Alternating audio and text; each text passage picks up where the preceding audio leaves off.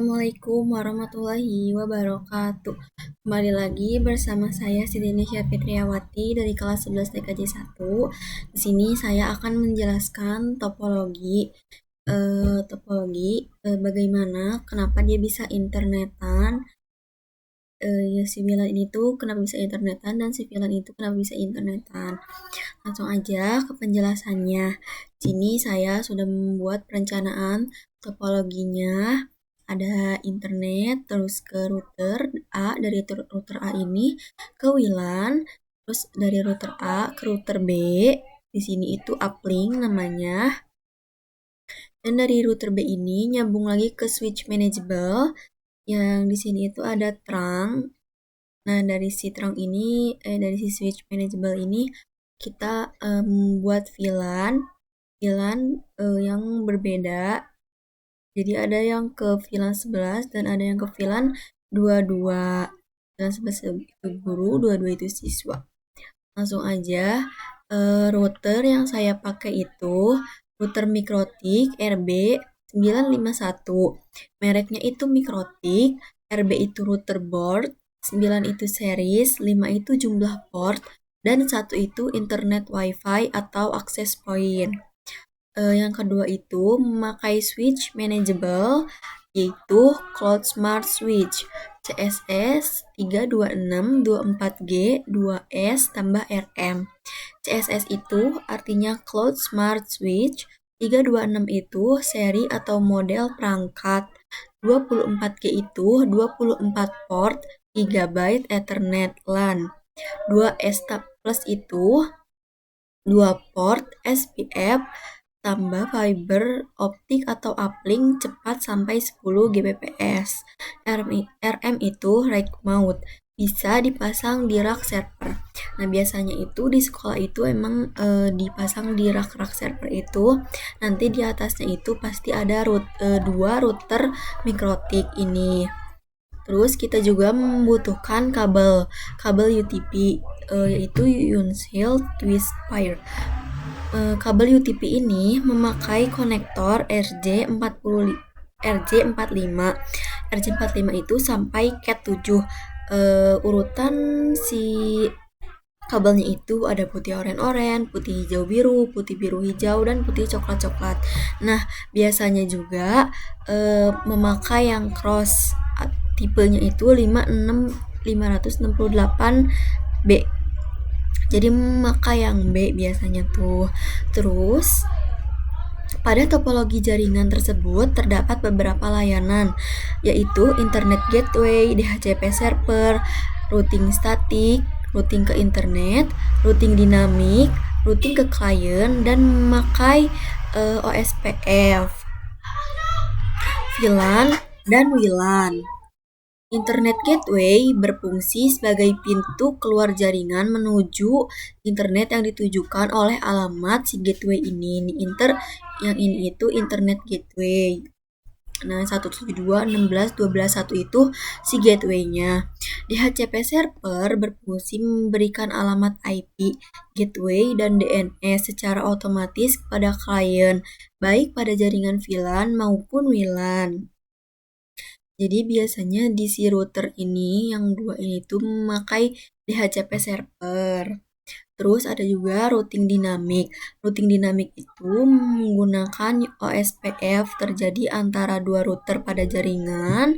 Nah, di sini juga menggunakan routing dinamik, yaitu OSPF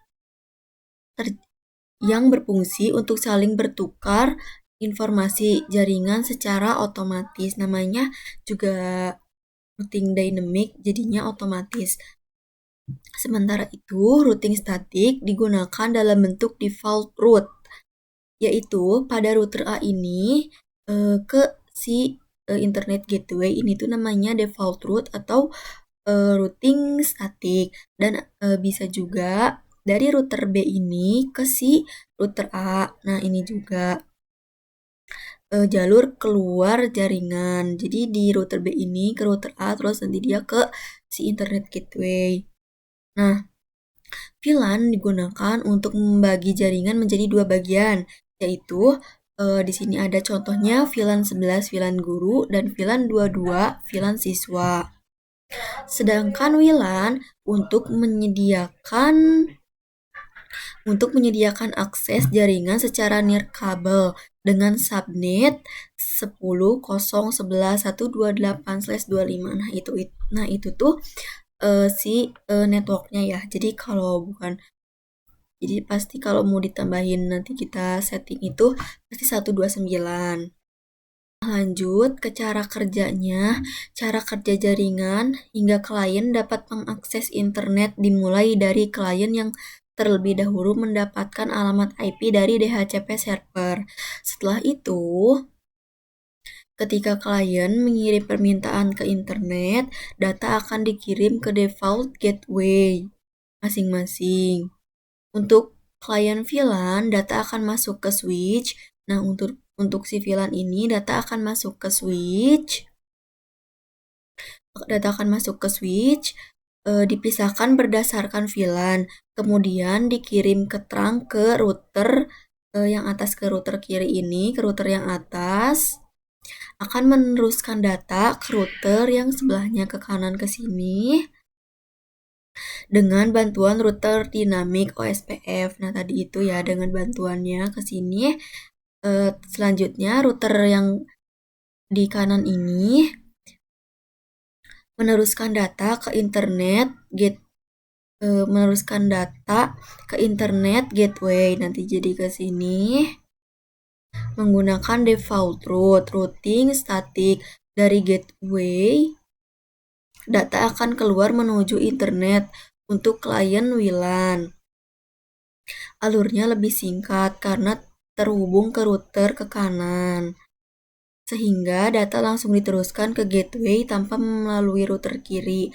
Dengan adanya DHCP, WLAN, routing dinamik, routing statik, dan gateway, seluruh klien, baik kabel maupun nirkabel, dapat terhubung dan mengakses internet dengan baik. Nah, itu ya. Jadi kalau dari si WLAN ini, jadi cuma ke si router A doang, nanti langsung ke default route, jadi langsung ke internet gateway. Sedangkan kalau VLAN itu harus melewati switch manageable, terus nanti dipisahkan oleh trunk ini ke router, terus dari router kita ke default route, ke router A, terus nanti default route lagi ke si internet gateway. Jadi bisa dua-duanya bisa internetan gitu. Terus ada juga klien dapat mengakses internet karena adanya beberapa layanan jaringan yang saling mendukung. Pertama, klien memperoleh alamat IP, gateway, dan DNS dari DHCP server sehingga dapat terhubung ke jaringan. Kedua, adanya VLAN dan WLAN memungkinkan klien terhubung ke jaringan baik melalui kabel maupun nirkabel. Ketiga, routing dynamic memakai OSPF memungkinkan antara router saling bertukar informasi jaringan sehingga data dapat menemukan jalur menuju tujuan. Keempat, routing statik dalam bentuk default route berfungsi sebagai jalur keluar menuju internet melalui gateway. Kelima, NAT Network Address Translation mengubah alamat IP private menjadi IP public sehingga klien dapat berkomunikasi dengan jaringan internet. Selain itu, DNS membantu menerjemahkan nama domain menjadi alamat IP agar mudah diakses. Dengan adanya kombinasi layanan tersebut, klien dapat mengirim dan menerima data ke internet dengan lancar. Nah, dengan adanya DNS itu, kita dapat mencari misalnya itu di Google, kita mencari Google Translate atau YouTube itu bisa dengan adanya DNS. Penjelasan dari saya semoga bisa dimengerti. Mohon maaf jika ada kesalahan. Terima kasih. Wassalamualaikum warahmatullahi wabarakatuh.